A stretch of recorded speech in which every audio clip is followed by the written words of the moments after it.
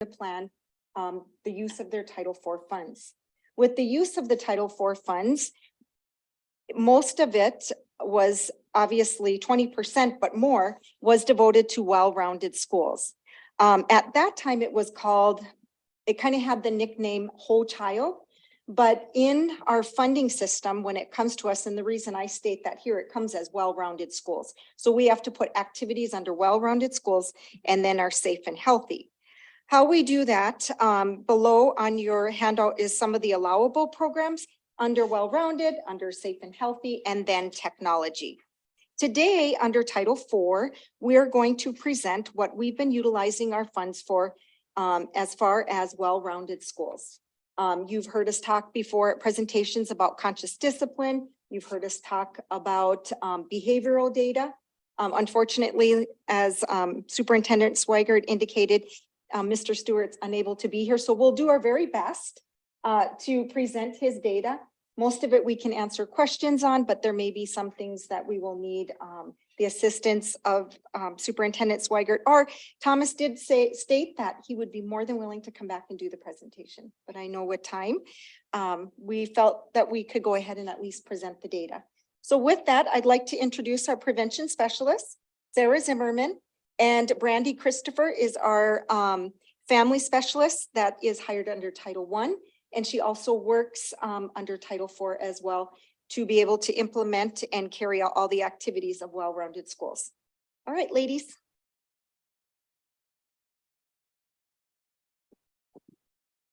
Thank you. So the first couple of slides that we're going to show are just kind of reviewing what Jackie just talked about is, well-rounded schools falls under that Title IV Part A. And again, there are the three areas that we can use those funds for: well-rounded educational opportunities, safe and healthy schools, and effective use of technology. The next slide is what the handout that she gave you is. That's just a snapshot of the allowable program activities. What Mrs. Talley gave you is more of an in-depth of what those allowable activities are. We in the Rapid City area schools have spent some of the funds on would be paying for staff for English language learners. We've used it for STEAM kits. There's science mystery kits, I think they're called. But what we wanted to talk to you guys tonight about is what Sarah, Tom, and I were tasked to do, and that is really focusing on conscious discipline. So back in January, the three of us got together and we did some site visits. We went to all of the elementary and middle schools just to gauge where they were at as far as implementing conscious discipline. What we noticed was that schools that have really embraced and implemented conscious discipline, students are learning. And their behavior data is showing that. So.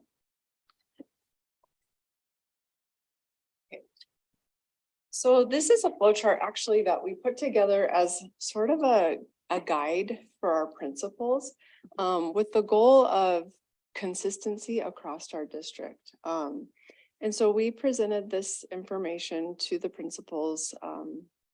It was in the fall, I think.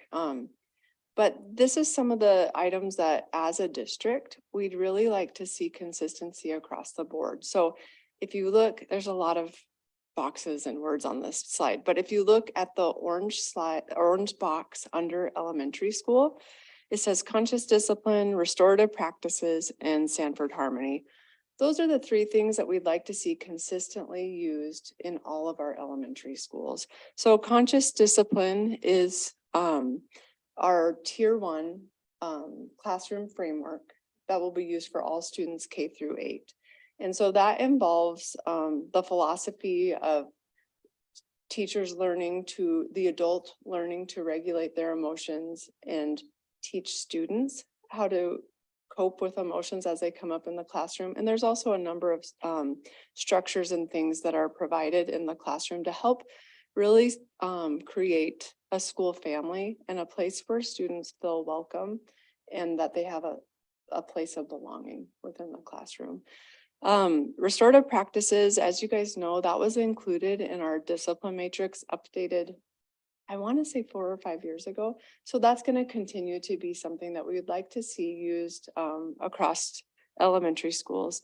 And then the Sanford Harmony, which is our counselor lessons that are done usually on a monthly basis, with the goal of really teaching executive functioning skills for students. And then if you move over to the middle school, again, conscious discipline, restorative practices. And the only change there would be second step, which is the curriculum that's been identified for the middle school students. High school, since conscious discipline is really just a K-8 framework, we are going to be bringing a team for training on Classroom 180. So that will be kind of the equivalent at our high schools, so that our high school teachers will receive some training in just that classroom framework. And restorative practices again. And then the way that the counselor lessons are provided at the high school is through the grad time platform. So that will continue on. That's something that's already been happening.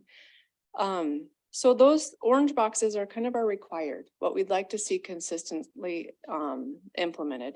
If you look below in those darker blue boxes, those are some examples of PD or additional activities that principals can bring to their buildings to support teachers and provide training. Those are not required. Those are just options. And what we've talked with principals about is, you know, we have these things that are required and we'd like consistency so that if you're bringing a trainer in, does it align with the things that we're doing in our district? Will it mesh well with the direct, you know, with what's happening within our classrooms? And so that's what we've just asked, is that principals are thinking about whether or not the speakers or activities they're bringing in align with what's happening across the district. So Brandy, myself, and then Tom Stewart, we put together a list of trainings and professional development opportunities that principals can actually approach us and ask us to come, whether it's brief for a staff meeting or if it's on a professional development day. But our goal was to be able to increase capacity of our staff and provide training by using our own internal staff. And because sending people to training can be very expensive, you know.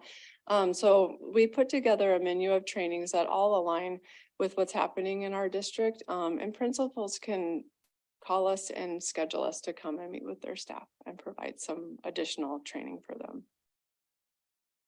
So do you guys have questions? I know that's a very brief overview, but do you have questions about the well-rounded schools piece before we move into the behavior data? Oh, go ahead.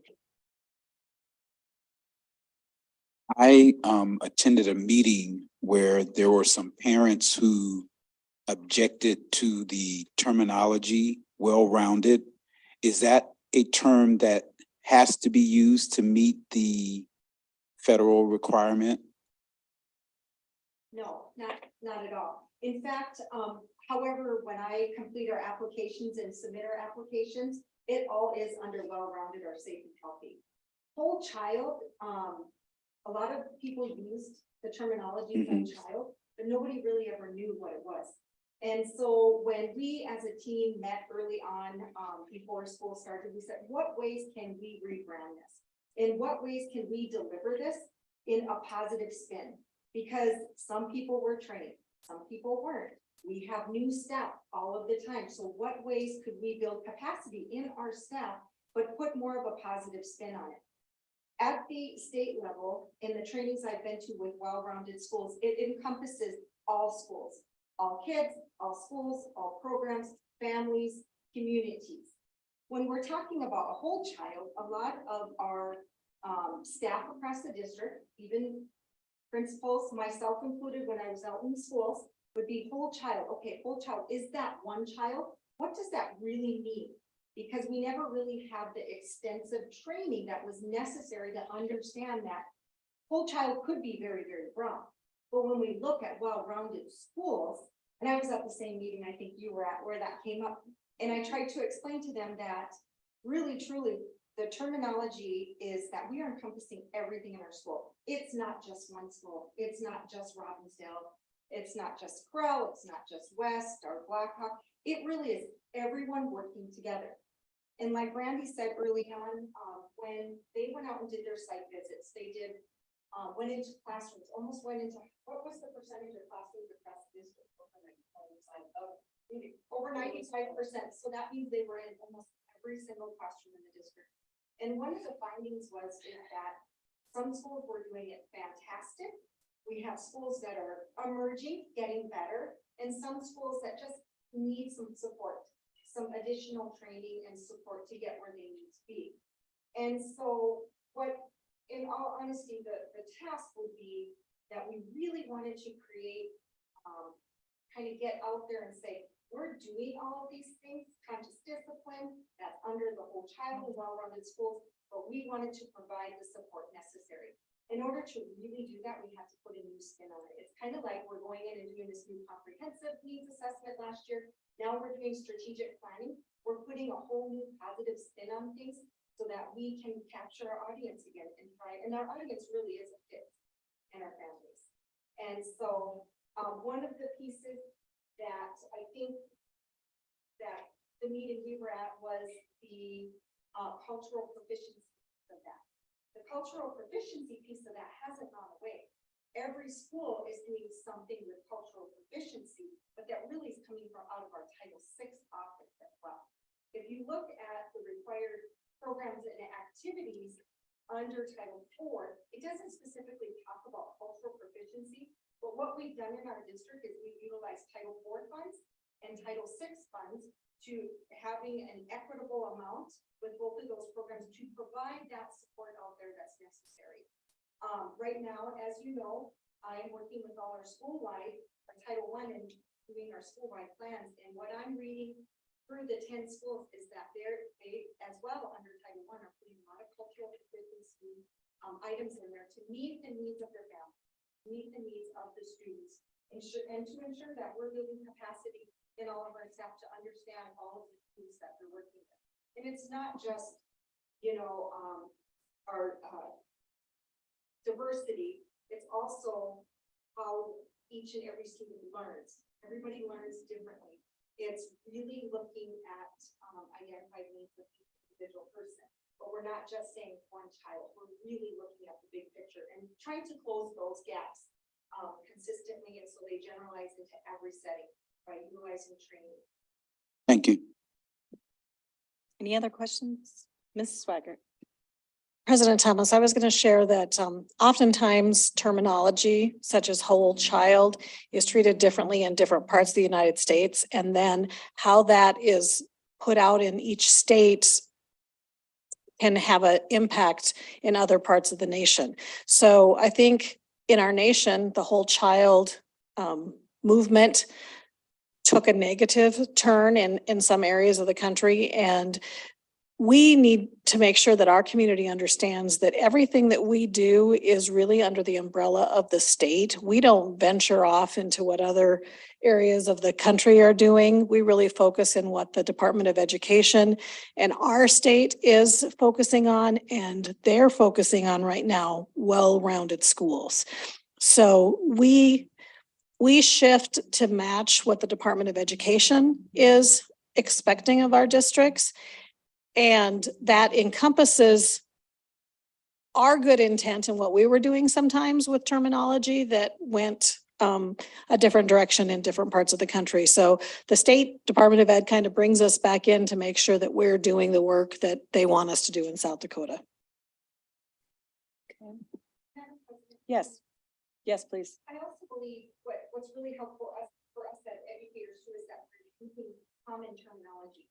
Because when we very often start attaching different names to things, then when I'm in here presenting soon in May, our consolidated application, then we're using that same common terminology cohesively and together so that everybody understands. So then when I'm talking about safe and healthy, then everybody in our district understands.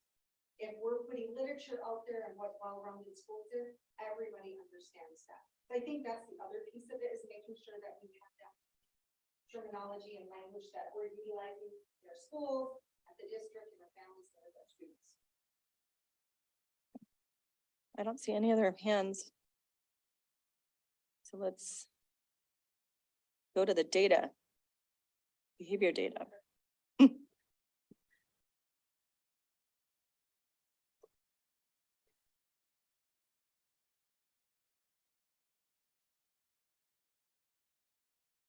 Okay, I know we've said it, but we're asking for a little bit of grace since this is not our slides, but we're gonna do our best, give it our best effort, right? So we're gonna share some behavior data across the district. And so this data was pulled on March 17th. And so what Mr. Stewart has done in most of the slides is it will be a comparison of the exact same time period last school year and this school year, so. All right, so August 30th to March 17th. So this is a pie chart of the total number of incidents that are recorded in the discipline tab within Skyward. And so last year at this time, it was 10,973. This year it's 9,924. One thing that he wanted to just make really clear is there's 80% of our students in our district that have nothing recorded in incidents for discipline. And so just to keep that in mind, you know, 4 out of 5 kids have no discipline incidents marked within their school record. So this breaks that last pie chart down into elementary versus middle school versus high school. The percentages are relatively close to the same from last year to this year. At elementary, almost 85% have no incidents. Middle school, it's 72% that do not have any discipline incidents, and at high school, 77%. Okay, and this chart is a month by month comparison. And one thing that Mr. Stewart had mentioned is that typically October and April are the months when across the district we'll see the most discipline incidents. I don't have any context to why that might be, but if we look at October, that was fairly high this year, and we haven't had April's data just yet, so.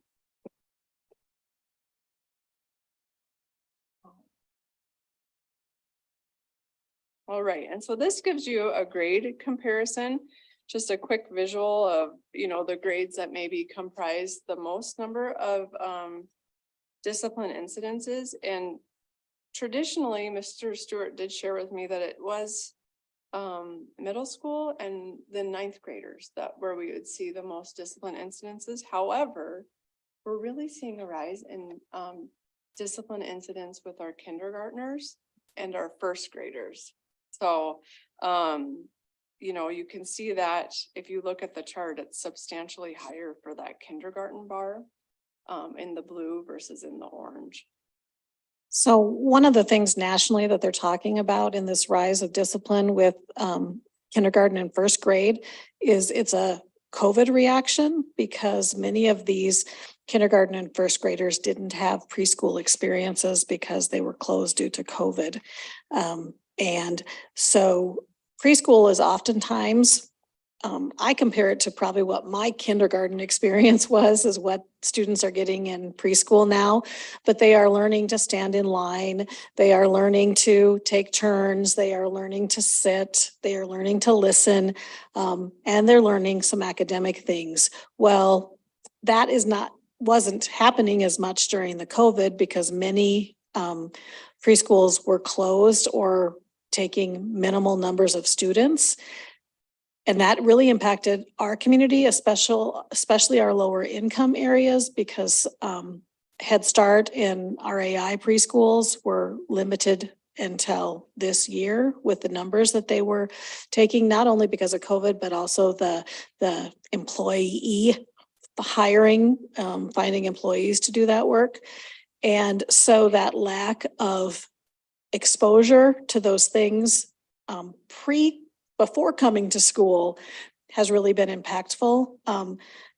And I think some of you know that my oldest daughter taught kindergarten in Billings, Montana, and we had various conversations about what she was seeing discipline-wise in her classroom. So I do know that it is a national issue, and I think it's important to recognize that, but it is something that we need to address as a community and as a school district. And then, of course, the transition from 5th to 6th grade, middle school is very, very different than elementary school. And so adjusting to that passing periods, the traveling in the hall, I know that Mrs. Talley could speak to that transition into middle school because of her time as an administrator at North. I can speak to the transition from middle school to high school. That is also a very difficult transition for some students. High school is the first time that all of our middle school students are joining together in a much larger community than the middle schools were. The elementary moving up to middle schools is also a big jump in sizes of buildings. But also in high school, that is when we start counting credits. So students really struggle with understanding that if I'm bombing a class and I don't get my freshman credits, then I am a freshman again. So those things do impact that. Also, remember in our district, freshman numbers are skewed because if you don't get enough credits to become a sophomore, if you're not moving in, our freshman classes are the biggest classes in our high schools because it retains students. So it does have some students who are repeat ninth graders counted in those figures. It's not just new ninth graders. Thank you. So this pie chart is a little confusing, but it breaks it down by race and ethnicity. And so what I want to point out specifically on this one is if you look at this year, 2022 and 2023. So in the red, there are 1,247 white students who have behavior incidents. And when I mention chronic behaviors, that would be if they have 2 or more incidents in a month. So out of that 1,247, there are 39 students who have chronic behaviors. That's what that percentage is showing you. So if you look at the blue, that's our Native American population. There are 951 total students that have behavior incidences, and 78 of those would be considered chronic. So they've had 2 or more incidences in a month. So if you think about there's a bigger group of Native American students that have that have chronic behaviors, and that's contributing to that. It looks like a high number. Does that make sense? Can you explain? I mean, I think the slide is confusing is. because it says 167 is it events? Is it events? Made up 46%? Yes, yeah. So it would be 167 behavior incidences. And they were done by 39 students. Correct. In the notes, it said that. Yes. And so then in the blue, it's 201 incidences. And it was how many students? 78. 78. Yeah. So 60% of the blue section is done by 78 students.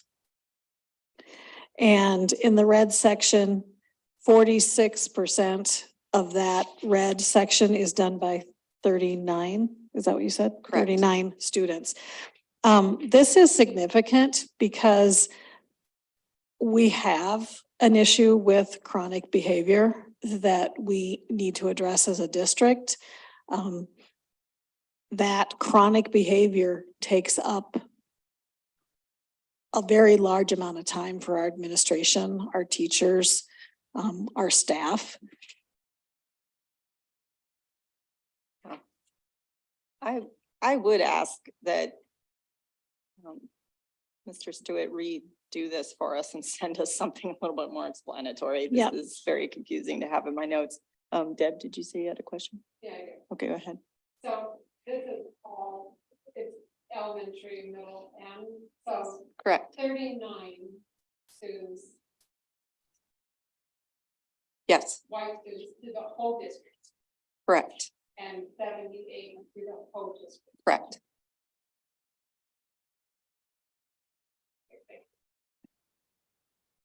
So the next slide shows district offenses. So for this year, 2,556 students have at least one incident. And so the red, yellow, Tom calls this the rainbow slide, but the red, yellow, and green really provide us with the information that we use for like our RTI process. And so you can see that 129 students have 12 plus incidents, behavior incidents. 283 students have 6 to 11 behavior incidents. That's what this slide is showing us. I mean, I want to go back to the Yeah. last slide because I don't think we have that right. So I think we need clarification from Tom because this is a lot more than 39 and 178. So I think we do need, when Tom gets back, to have him look at that slide. Okay. This, though, is really good information to have, because the 129 students that have 12 plus, remember, we are looking at August 30th to March 17th. This is how many incidents, these are how many students had 12 or more, 6 to 11, 2 to 5. But I think it's really, really, really important that of that 2,556 students, 1,173 students had one. And not anymore. So I think that's April good. hasn't come yet, evidently, in that. So far they had, or as of March 17th, had one. And can you explain RTI for those listening that aren't Oh, sure? yeah, RTI is response to intervention. So, so that 1,173 students, those would be our tier one that, we would, when looking at PBIS, those would be those tier one, like classroom expectations, parent, if you have a student that, has a behavior incident, it might be calling a parent and setting up a parent meeting. So as in the yellow, that would be tier two, and then the red would be tier three interventions. So once you get to the tier three, that red section, those students would have more individualized like plans. Yeah. So the next slide, does anybody have any other? The next slide shows just district offenses, total offenses. So there's that 2,556 students, and there's 8,432 total offenses. Now this slide would help, and we do break it down by individual buildings and grades, but this would help even like our team drive what we're doing as far as support to our teachers and support to our schools. So we see that, disruption of class is the top offense. And so what can we do to support our teachers with behaviors that are happening in the classroom? If you go back for just a second, one of the things I like about this slide is that last year in 21-22, detention violations made the top 5, but I think buildings made adjustments to that, to the detention process. And it didn't make the top 5 this year. So buildings are consciously reacting to this and making adjustments. I want to let you know that our administrators pay attention to this information when they get it. It matters to them as well. So this next slide shows, it's called the top 10 actions. So when administration puts in behaviors into Skyward, there is an action that follows that of what they did. Was it a detention? Was it a parent contact? Was it ISS? Those types of things. So this shows us what each schools are doing as far as those actions. And what is good is that parent contact is top. Because that's what we want. We want our schools to be contacting parents. And then student conference, those are restorative practices. And we hope that our schools are utilizing restorative practices when it comes to our behaviors. So in the the student conference, you're able to address at student conferences? No, Not that's, parent-teacher conferences, but a Right. meeting. Oh, a meeting with administration or the teacher with the student Okay. dealing with the Okay, infraction. gotcha. Okay, So it's a meeting to address the behavior. gotcha.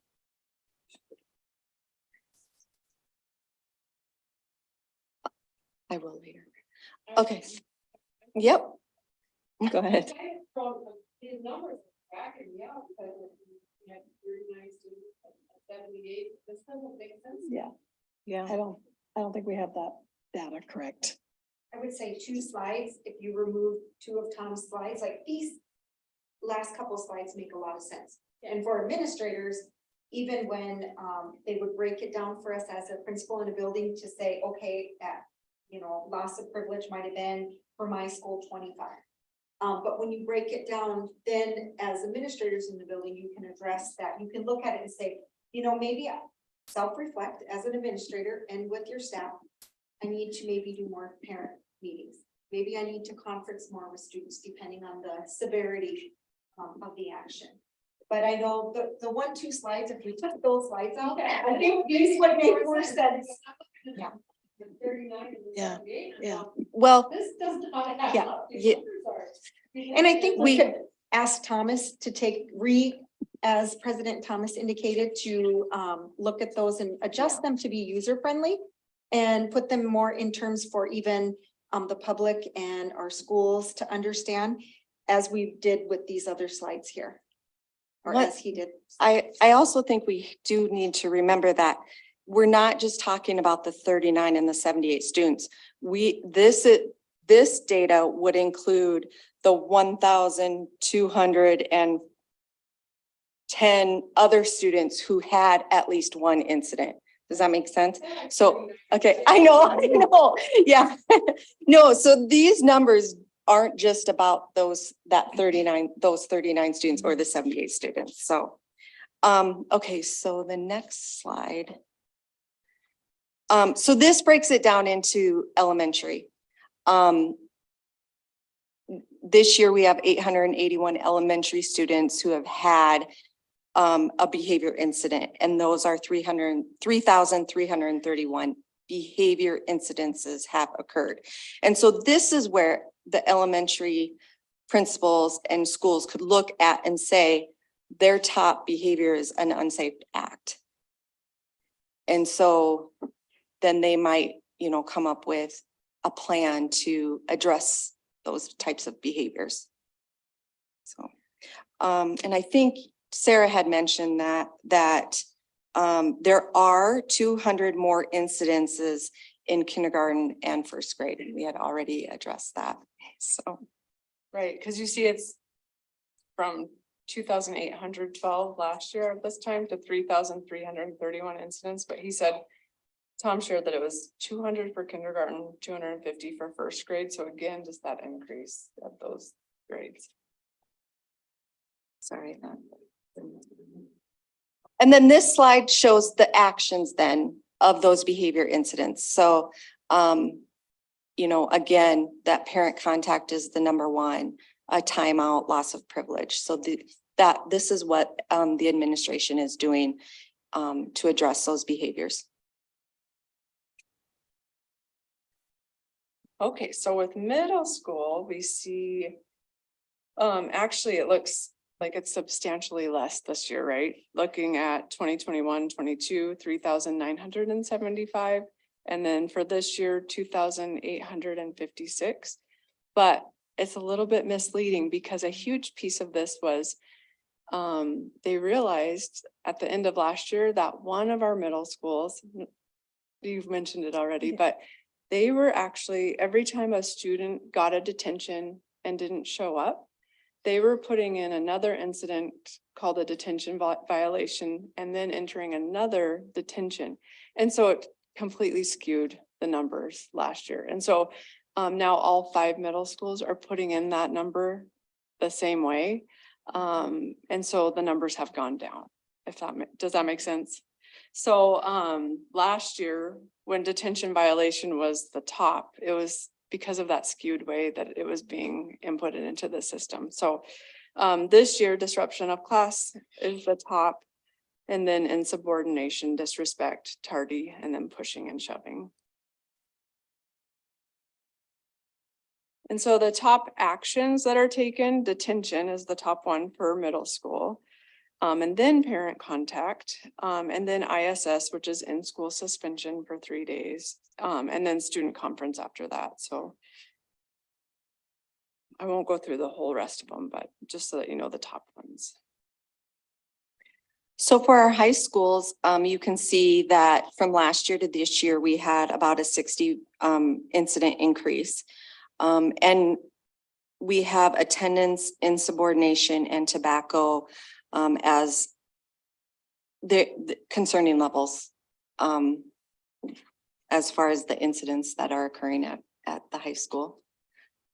The top 10 actions for high school, it is good news because the first 3 are all restorative. So parent contact, student conference, and record warn is how they are addressing those behaviors.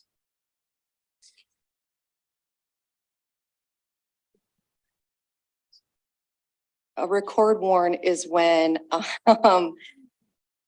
you have a student that comes to the office and it's kind of like a student conference, isn't it, Jackie? Yeah, you speak to the student and then you're just gonna not necessarily give them detention, but you're gonna record that in Skyward with a warning.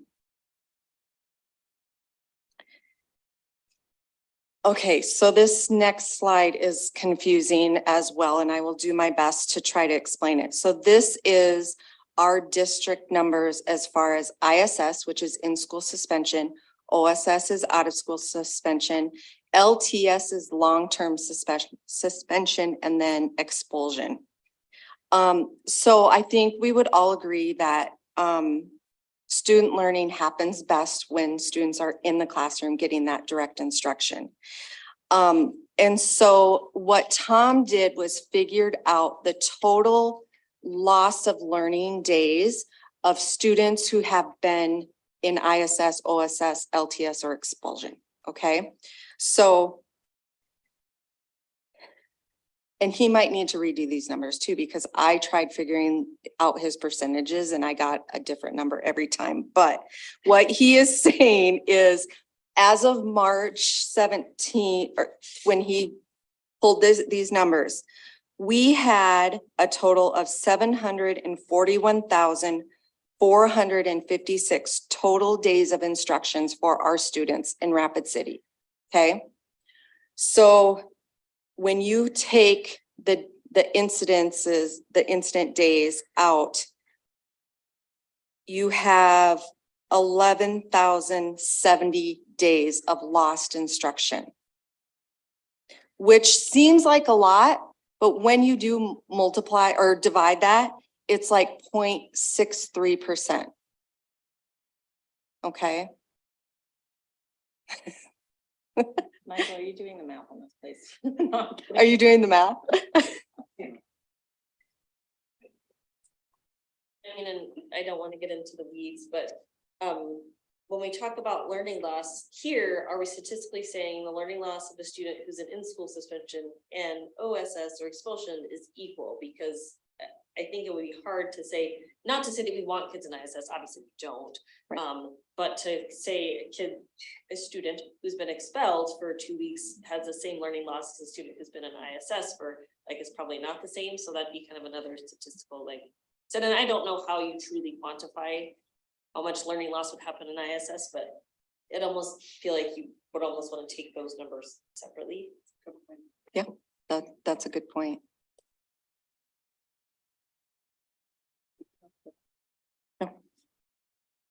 Okay, we're gonna move on. Any other questions on that one? Okay. So the next slide is district criminality, and Tom said he wanted to, the last item to touch on the more serious incidents that happened. This year we've seen a slight increase in arrests, but I will put that, one thing I didn't mention on the middle school incidents was that arrests have actually made it to that top 10 list this year, so you see an increase there, which is concerning, so arrests have increased a little bit when we look at district wide. Citations have gone from 12 to 3, and so I'm not sure what we can attribute that to, and I think Tom even said that in his notes for me. He said, I don't quite understand why that's gone down. I can speak to that a little Okay. bit. So, juvenile justice reform has, in many ways, law enforcement officers feel it has tied their hands when it comes to citations for things like tobacco, because the referral to juvenile diversion is an online class that can be successfully completed, but it can also be recorded as unsuccessfully completed, which is very frustrating to law enforcement. So things that sometimes in the past had received citations are not receiving citations because the people who have to do the work on the citation, write it, record it, follow up on it, they're not seeing any positive reaction to that. So that is sometimes very frustrating for law enforcement, and I think we need to recognize that. Also, at one point in the last couple of years, the state was really asking for citations to be written for truancy. And that was not having any impact at all because citations typically have a fine of like $25. And one of the things that I saw in court last year is students being like, I can pay $25 and skip school. No, that was not the message, right? But that was what was coming across to students when they had to go to court, and citations often have a fine attached to them. So they're trying to work through a system in a better way that is going to actually get some results instead of having a court appearance that results in a fine that sends the wrong message. So I think that is one of the reasons the citations have gone down. I think if we went back a few years, we'd even see a greater decline in that. Thank you for that clarification. The next one on the list is long-term suspensions, and we have seen a substantial increase. And Mr. Stewart really attributed this to several categories that historically haven't resulted in long-term suspensions that have turned to long-term suspension this school year. And so I think I would defer to him to kind of explain more about that, because each of those suspensions, he handles all the paperwork and we just don't have access to that, the minute details of that information. Refer to law enforcement is decreased. And then STAR protocol, are you guys familiar with that? It's the student threat assessment. So if a student was to make a threat against the school or people in the school, and it's a collaborative process between administration and law enforcement to really assess that risk. And so thankfully that's substantially lower than it was last year. What does the acronym stand for? Student threat assessment, I don't remember the R, student threat response, yeah. So STAR protocols are really when law enforcement and school administration feel there is a eminent concern to student safety at the school. So if a threat is made for violence, that always goes through a STAR protocol. We are going to take that very, very seriously. Every incident of that, we will STAR protocol that. We bring in law enforcement. We talk to the student, talk to the parents. There'll be oftentimes a conversation at home. If there was a conversation at school that revolved around guns, for instance, a comment or something about a gun, having access to guns, then law enforcement gets involved. They go to the home, they talk to the parents about student access to these things, to weapons. That is a very important part of our process that we work collaboratively with law enforcement on these STAR protocols. I believe that STAR protocols are essential in catching things early and addressing it and getting students and families the help that they need so that it's not swept under the rug or played off in any way, shape, or form in our district. We react to every situation like that as quickly as possible. Then the long-term suspensions, of course, I know that you're aware that we have a long-term suspension room. Not all districts offer that service, but we believe that we can still provide educational opportunities to these students. So we have one room in our district that is run by a teacher and a para, and students who receive long-term suspensions are given the opportunity to go there and continue their education. I would compare it to a one-room schoolhouse. Students at all different grades and all different subjects come together in that room and receive education. Sometimes the long-term suspension days are held in abeyance. So a student might get 10 days out of school suspension and 35 days held in abeyance, which means they got to go back to school. But if they don't follow the rules, that we immediately bring back those 35 days and they're referred to the long-term suspension room. We also take expulsions there, which are students who can be kicked out of school for almost up to a year. Expulsions who go to the long-term suspension expulsion rooms, those are students on IEPs, which we are required to offer services to by law. We also can bring forward to the board long-term expulsions without academic service. And that is a significant event that we think it has to raise to a very high level before I, as a superintendent, would ask the board to expel a student without academic services. So at this point this year, we have not brought any expulsions forward to you. Those are pretty significant. I would say that a possibility for long-term suspensions rising this year is we are really encouraging administrators to address habitual offenders. So at some point, not participating in the process to learn how to behave in school, it is rising to long-term suspensions this year, where in the past that might have been, no, they need to go back to school. No, they need to go back to the building. But we are telling principals, if you feel that this has a habitual offender status and we need to take it further and address it that way, we are addressing those and encouraging families to utilize our long-term suspension services. That is not a requirement though. And some families do choose not to participate in that, even though we offer it. So some students choose to be completely out of school, suspended without academic support. Thank you. Just one more detail for this slide.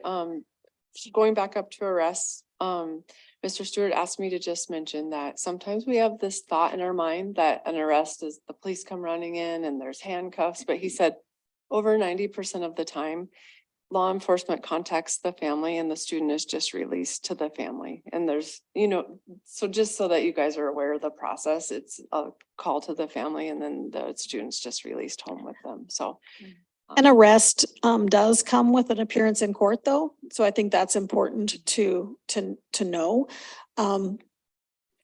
If there is handcuffs or taken to the Juvenile Services Center or the Arise Youth Center, oftentimes it's because law enforcement can access student records, and if the student has falls into a category underneath the Juvenile Justice Act where they have a series of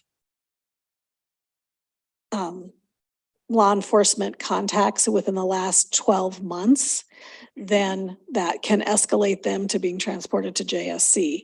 But if, for instance, it's the first any contact that law enforcement has had with this juvenile at all, and a lot of them fall into that category, then a call will be made to home to a parent.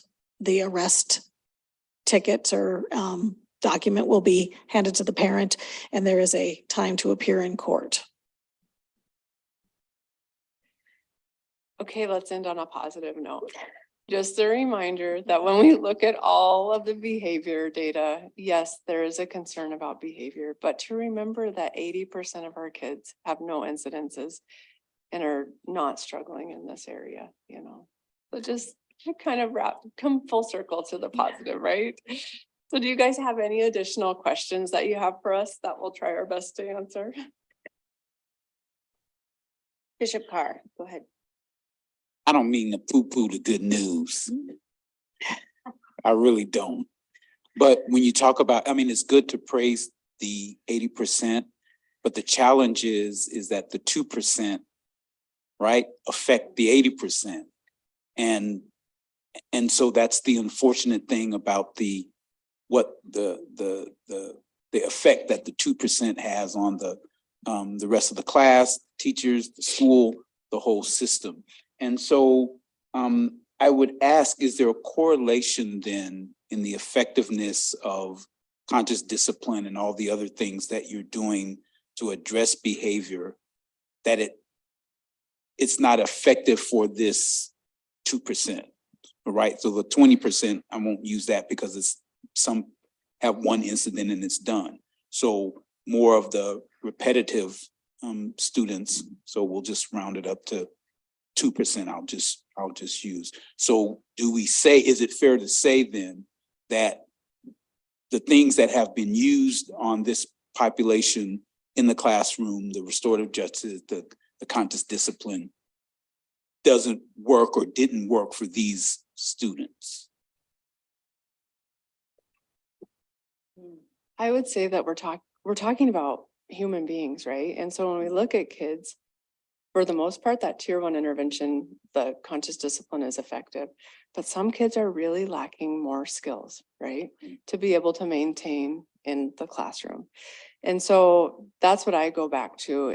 Did that tier 1 framework fail? No, just those students need more training and they need to learn more skills to be successful. We did just partake in training that when we look at conscious discipline in the frameworks that are set up in the classroom, when children rage, get so out of control that you can't, they need to have some physical activity and some other interventions to help them calm down. Those students will need a little additional support, but that again is the next level of conscious discipline. So we'll be providing support for teachers that are seeing that specific type of behavior. But I would just say overall, it just depends on the student and the skills that they need to learn so that they can stay in the classroom and learn. Okay, thank you. And so when we talk about, there's a big buzz about behaviors in the district. Is this data to prove that or disprove that, or instead of just everybody just saying it? I think it's important for us to have data to show that it is a problem, it's not a problem. And especially when we talk about what to do about it, we probably should have some numbers associated to that to say, these are the numbers, this is why we need X, Y, and Z. So does any of this address that question, issue? I would say that I think it allows us, it would be helpful because it does talk through the RTI, the different levels. And when we talk about the Bridges Behavior Program, for instance, with next year's middle school students and the work that we're going to be doing during the 23-24 school year to determine an elementary behavior program for the following year, I think that it helps solidify and identify who's going to be past that top tier so that we have a place to start. In a meeting today with middle school and high school principals, we were talking about the determination on, what is going to be how do you jump from they're going to handle it at the building to the student needs referred to the Bridges behavior program that we're establishing. So this does allow us to see that we have the ability to grab those facts at the middle school levels. I think it's also important. I had a really good conversation with Principal Rummel from Southwest, and the number of students at Southwest that will advance past the tier 3 level and require a referral to the behavior program is probably going to look different than it is going to look at some of our other middle schools. I think it's also important to recognize that schools cannot be in this alone. Like, we can't be an island. We can't be the only place that's impacting the discipline, the behavior piece. We have to work with families so that there's rules at school, and what does that look like? One of the things that we've discovered through our going to the Bridges program, and I think President Thomas could talk about this as well, because I know that she did go see one. But we have to start talking to kids about this behavior is not appropriate at school. Because I can't speak to what is accepted in their home, what language is accepted, what physicality is accepted in their home. But we're really going to focus on, we don't say that at school. We don't do that at school. But I think that we're making huge progress in contacting parents and including them in that process and having those conversations. And so, the world doesn't change overnight. So we are recognizing the issue and we are addressing it as we move forward, and we are able to use the data to help us determine where our needs are to move forward. Mr. Berkeley? Thank you guys all for that. I just want to start by just talking about a couple more things that you guys did a great job addressing, some kind of misconceptions, but some more that I heard as a teacher. One kind of relates to what Bishop Carr asked. We don't have 12 student conferences. By the time we have that 12th one, we are doing something else. We're doing a suspension, or we're doing whatever. And then the other part is there's buzzwords of conscious discipline and restorative justice and everything. Natural consequences is maybe one, but that just means more like, instead of suspending a kid for drawing on their desk, you make them clean the desk. And so then that gets coded differently. And so that looks different. So those are just another couple things. I also was on our PBIS team, so we talked about this data all the time. Our theory for October and April was because there weren't as many holidays. So just throwing that out there. And then similarly with 6 through 8, they have cores or like pseudo cores that we don't have at the high school level. So I don't go talk to my teacher next door and have the same students. So that might also be part of that. So just throwing those out there. And then questions. The first one, unsafe act, that feels really broad. Can you, what is an unsafe act?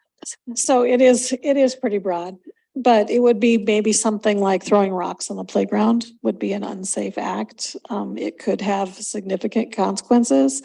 Riding your skateboard down the hallway. But there are a variety of different, I'm sorry. There's a variety of different things, and it looks different at each and every level. At the elementary level, an unsafe act could be throwing rocks. At the middle school level, we dealt with kids riding their, coming in and not putting their skateboard away and riding it down the hallway. what's a better way to deal with that? Most of the time it was that recorded warrant first, because it might have been the last time they've ever done, we'll do it. Any other examples? Throwing a pencil and hitting another student, like I think we had that one time. So largely varying outcomes of Yes, that yeah. then too. of Yes. Yeah. Whether it was riding your skateboard or throwing rocks or whatever. Okay, cool. And then, yeah, I just wanted to reiterate that race ethnicity slide, I would really like to see a little bit differently, just because, as we've discussed across the board, that Native American section particularly is, I don't know the exact number, but it's not 46% of our students, but it is 46% or whatever number it was of our behaviors. So addressing that kind of discrepancy. So a little bit more clear information there would be great. Thank you. Mrs. Clapham? Thank you, ladies. I know it's really hard presenting other people's information too, so thank you. I know it's difficult and appreciate you being here.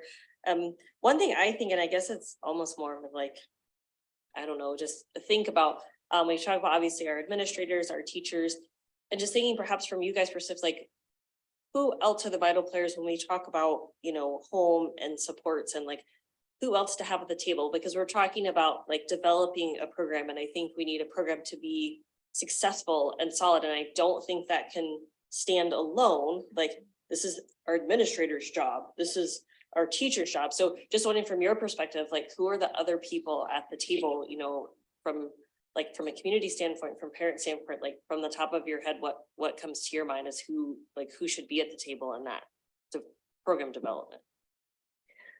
So I would say, for instance, we bring a lot of people to the table with truancy.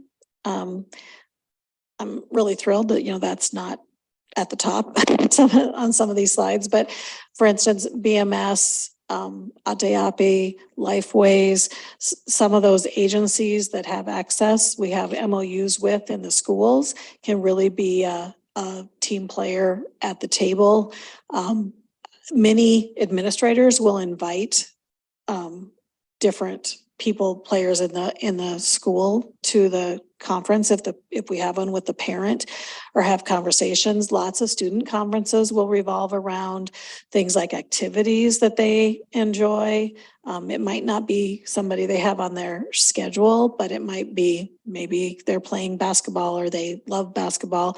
So there's those players as well, but it's really important that we have these connections with organizations in our community that can come in. However, BMS, for instance, to work with a student, we have to have parent permission.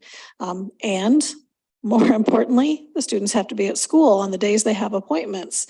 BMS has actually removed themselves from some of our buildings full time and only now come when they have an appointment and they verify that the student is in the building, because we were having issues with students not being there and BMS workers being paid and nobody to see.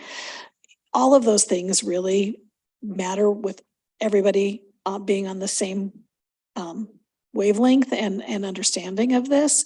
Also, we have different things happening in the community, like we have an evening reporting center at the Arise Youth Shelter that juvenile diversion can use when students accelerate their behavior, and they can literally be picked up at school, taken to the evening reporting center.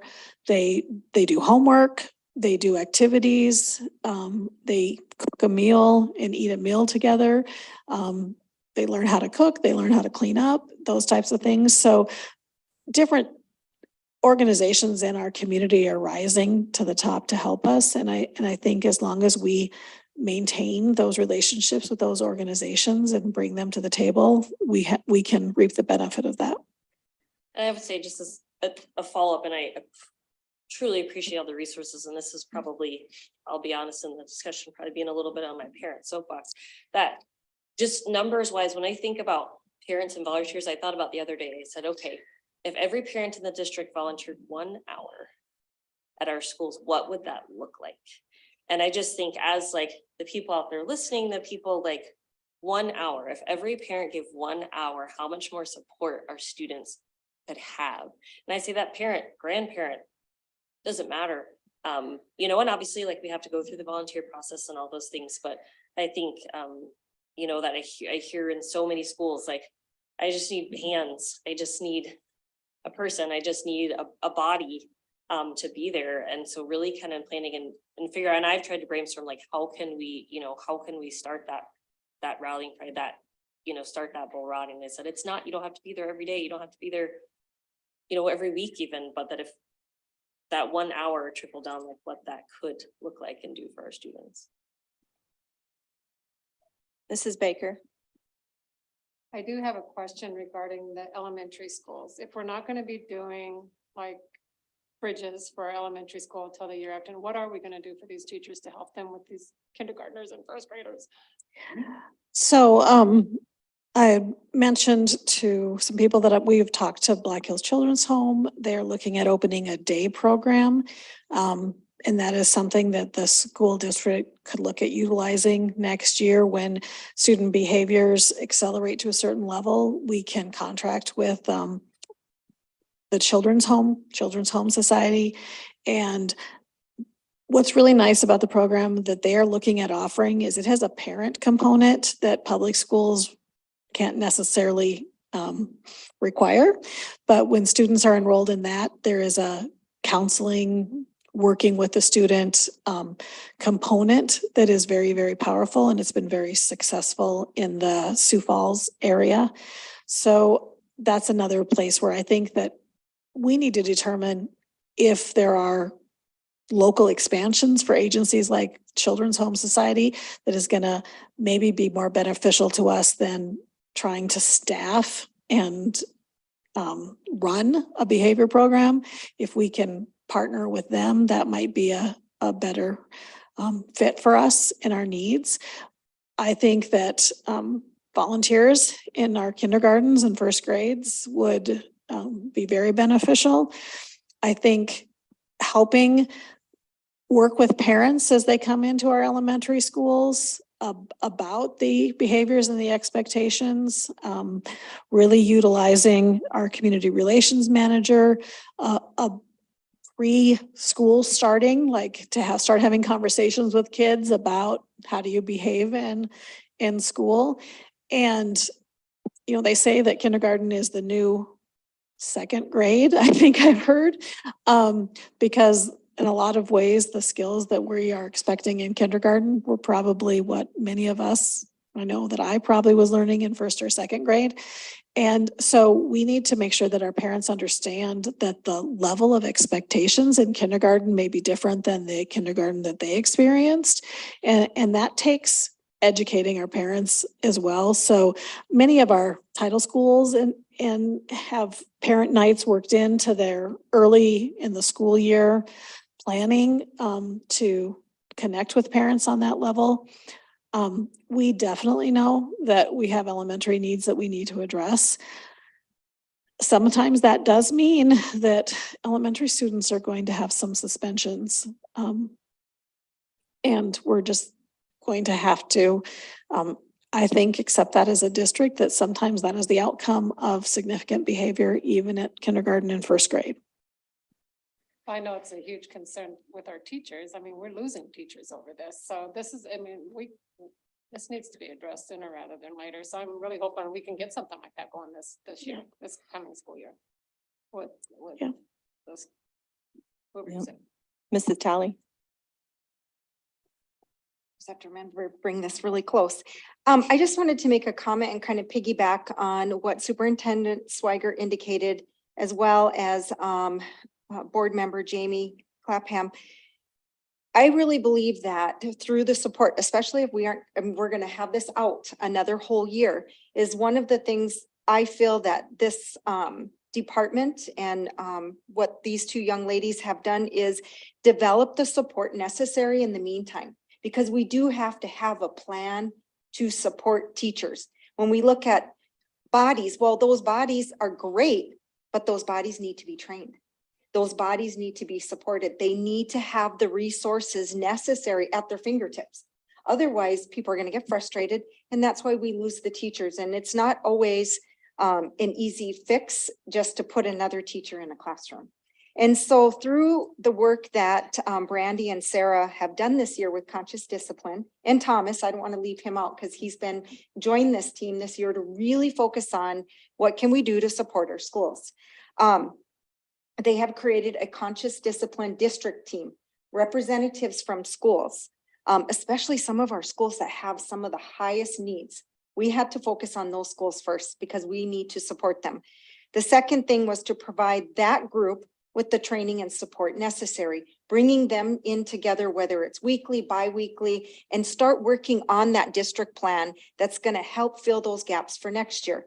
The third thing really was that we've talked a lot about was the parent component. We're doing a summer training again for teams, but we've talked about, okay, if we're all trained and we're all out supporting and modeling and really building a campaign that we are doing these things to support teachers, students, and families, we're missing one of our stakeholders. And that's kind of what Jamie said, you know, who do we bring to the table? We have to bring our families and parents. So Brandy and Sarah and their district team will be working on doing region trainings for our parents in this community. We've talked about we can't just do a training here because then we aren't meeting all our stakeholders. We need to go to the north, the east, the south, the west, and everything in between and try to facilitate and gather the support from the parents. Help them also understand. We've talked about, we're doing all these strategies and supports in the schools, but if that doesn't generalize into the home and if we can't bring them on board to say, these are the things we're doing with Johnny at school, what can you do to help support us? If we're all doing and working together to match those same supports, I guarantee we're going to see some progress. So that was one of the other things, is really finding that support and training our volunteers. We have volunteers in the school, and when they're in the school, that's a lot of times our substitute teachers. We can't leave them out because they're one of our most important stakeholders. As a former administrator, you got to treat those subs like gold because we need them in the schools. And so it's getting them the training as well, providing and building the capacity, filling their buckets because we want them to come back. So I really believe that Sarah, Brandy, and Thomas they've jumped on this campaign and moving. This is our first year, I believe, even being a principal, I didn't have the same support. I think we put the right people at the tables. I think we need to bring them together, help support our schools, train our parents and teachers. And I guarantee we are going to see progress, slow at first, but that's what we want to do, is we want to make progress. And that's going to be where we can see the most gains, decrease those negative behaviors and reinforce all the positive ones. It's going to happen through our programs that I know our other leaders are working on, but these are the things I think that are most important, and they all come under the well-rounded schools, what we started out with. The support and the training that's necessary. We get the funding from Title IV. We want to continue to utilize and maximize that funding to reach everybody, all our stakeholders. No longer are we just training a select few. I think we need to get everybody involved. And that's just a comment I wanted to make to piggyback on bringing those people to the table and, you know, providing the support. These ladies have developed a huge menu of items. They've been out to schools training on PD days, after school, go to staff meetings. That's what we need to provide here because it's ongoing. We can send anybody and everybody to a conference, but it's hard to reach everybody then after. So thank you. I don't see any other questions for you. Thank you. That was great. Great job. We will make sure that we touch base with Tom when he gets back on Monday and clarify that one slide. 18 and Yeah, 17. yep, we will make sure that we understand that. I do know that Tom presented this information at the district leaders meeting, and we asked him to redo that slide, and I think that we made it more confusing. So I think we need to own some of that. And I didn't see it after he redid it, so I will touch base with him and make sure we get some clarification on that. And if we change it, we'll update the slide we'll add that slide as well to the. And then can we So- get that sent to us? Yes. And then can we get the other presentation too? I'm not sure if that was was it? Okay, gotcha. Okay, thank you. All right. Do we have an other from any board members? I'm not seeing any hands. So With that, I need a motion to go into executive session for SDCL 1-25-2.1 and SDCL 1-25-2.4. I'll Deb? second. Deb and Jamie. All those in favor? Aye. All those opposed? All right, we will have no further action afterwards.